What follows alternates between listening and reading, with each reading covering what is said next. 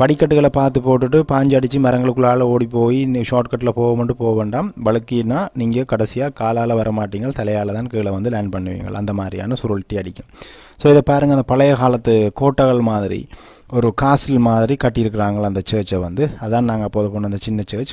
இது வந்து அதில் கெபி நான் பக்கத்தில் வந்து ஷூட் எடுத்தேன். இது வந்து ஆக்கள் இருந்து செபிக்கிறதுக்கான இடங்கள், இருந்து ப்ரே பண்ணுறதுக்கான இடங்கள்.